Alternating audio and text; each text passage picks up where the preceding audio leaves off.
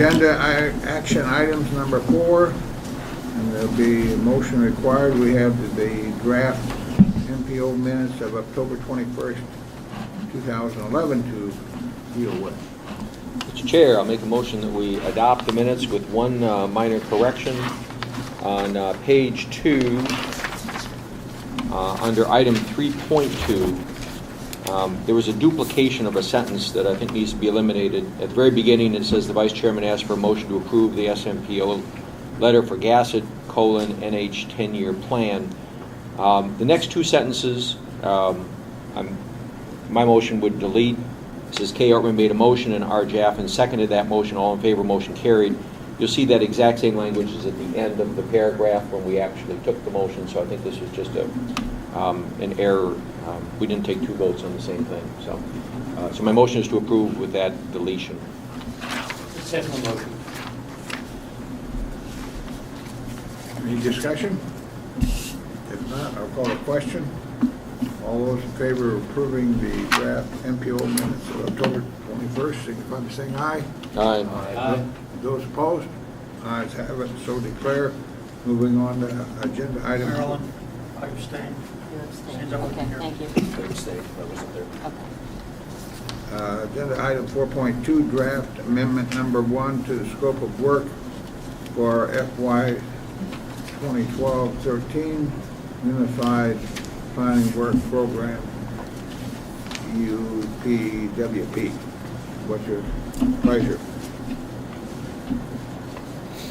I'd make a motion to approve the draft amendment number 1, the scope of work of the UPWP, based on the fact that there have been no public comments during the hearing to suggest otherwise. Second. Been moved and seconded. Any discussion or comments? If not, I'll call the question. All in favor of approval of the draft amendment number 1 to the scope of work, etc., signify by saying aye. Aye. Opposed? Ayes have it, so declare. Moving on to item 4.3, approval of updates to the prospectus. What's your pleasure? I'll make a motion that we approve as presented. Second. Been moved and seconded. We're open to discussion and comments. I just would like to say something. I discussed this with staff, and for DOT, I really have concern that we're adopting something before it's adopted by the state and it's subject to the legislature. So I'm just noting that.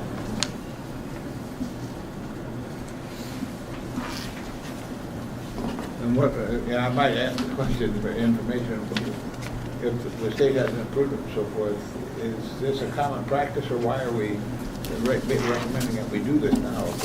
I think Federal Highways is recommending that we do this, correct? Yeah, I believe we have to do one prospectus update we have to do it for E&VA 1500, and because DOT anticipates it happening so shortly afterwards, they recommended that we take on some of these other rules. And it was a comment by Lee Levine for Federal Highways that we should, at our TAC meeting in November, I believe, that we should make these changes to the comment period, along with some of the other changes. Okay, with that explanation, I'm ready to call the question on 4.3, the approval of updates to the prospectus. Those in favor signify by saying aye. Aye. Those opposed, nay. Passed. And so, moving on then quickly to discussion items. 5.1, the coordinated plan update. It says Mark has words of wisdom for us, or may not have. All right. We are updating the coordinated plan. I think it hasn't been updated in around 5 years, and New Hampshire DOT recommended that we update it this year so that we can maintain eligibility to access 50 or federal transit administration 5310, 5316, and 5317 funding. So these are three categories that we need this document in place to access that funding. The update process is going fairly well. We're a little bit behind schedule. It looks like we're looking at an approval in February rather than January at this point. The major changes, the content in the document, so the language throughout the document is just being made current at this point. Michelle Allen has updated the census information and the maps in the document, or Dan's updated the maps in the document. And I've been working on a transportation provider survey of transportation providers in the Strafford region, or I guess the Strafford and Rockingham region, because this is a plan for the entire ACT region. And I have an example of the survey. It was really short and concise and just pulled out the information we were looking for. We wanted to provide this information for anybody looking through the plan so that the document would serve more of a purpose than just allowing us to access the funding, but actually provide some information to interested members of the public about the services that are currently in the region. So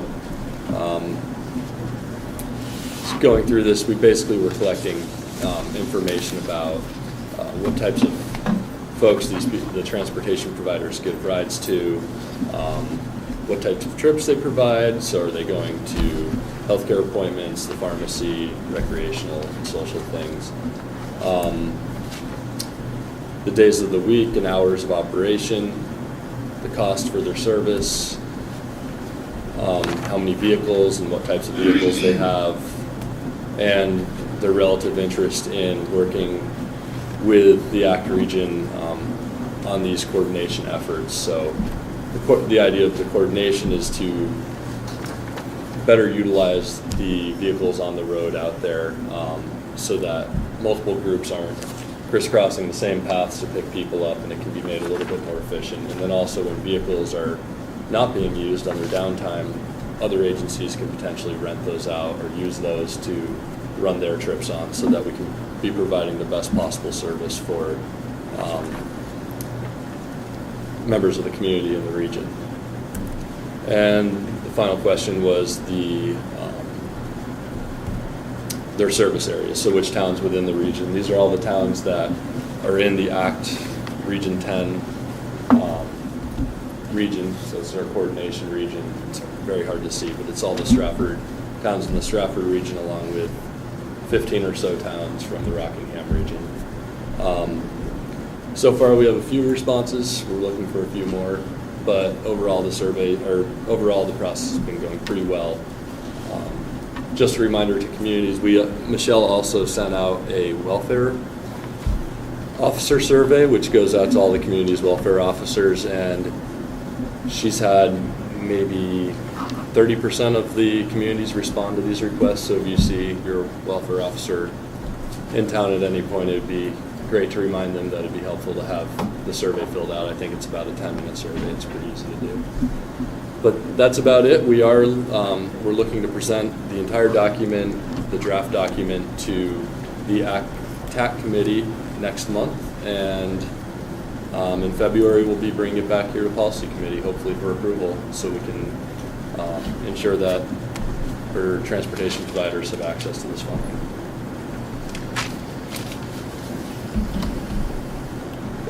Is this going to be made available to the SEDS group?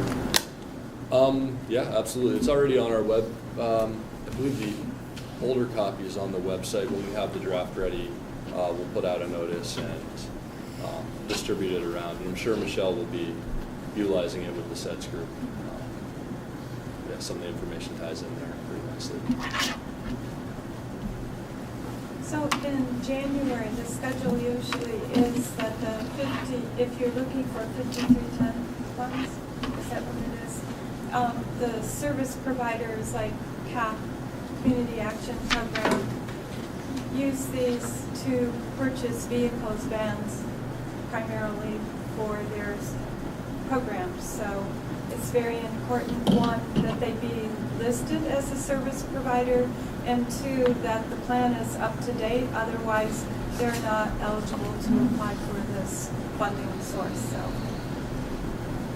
And the other two are 5316, which is job access reverse commute, and 5317, which is New Freedoms.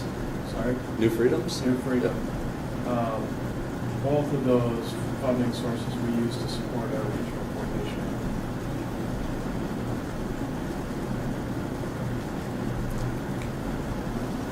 Any other contributions before we move on to the next item?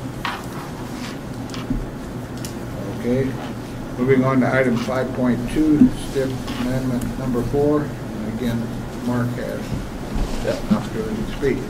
All right. Hampshire DOT released, I believe it was the final draft or the most recent draft of STIP Amendment 4. This amendment once again allows for the, you changed the name of it, Rad, the Seacoast, or the Spalding Express to the Clipper connection. So allowing funding for basically a bus service during peak commute hours to the shipyard in Pease. Another one of the major projects for our region that's in here is the Durham Newmarket Bike Shoulders project. It's basically been split out into a phase B for construction. So now there's 2 phases that are just construction and 1 phase that is just engineering and right-of-way acquisition, I believe.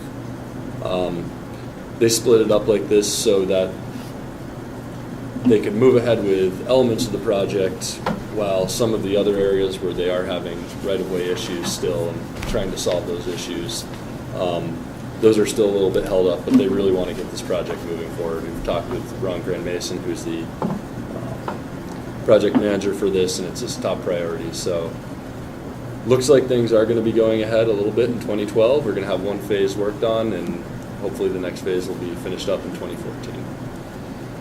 The other changes in this amendment are primarily to statewide categories for funding and primarily minor changes to the statewide funding categories. I had a question after you all left yesterday. Have we advertised our 30-day notice? Yep. We got the notice out last week. Yeah, it was in. Okay. Yeah, and we Thank need to you. do an air quality conformity statement, which I'm going to finish up today. But we're out to, It went in the paper last Friday. Okay, thank you. public notice is out, and we are hoping to approve this next month, so January 2012.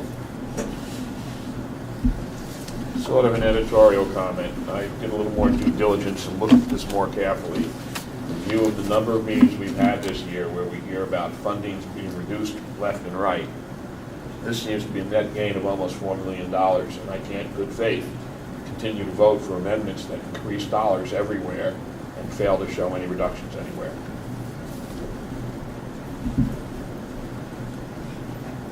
Just to clarify, you mean a $4 million increase overall? It's Overall, showing? yeah. Okay, not just in projects in our area.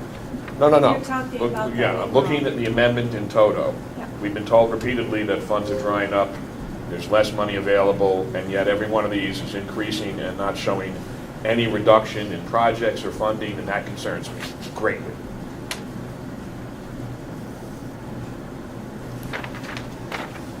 Well, speaking specifically to the Spalding Express, now Clipper Connection bus service, this is a service that was selected for funding back in 2001.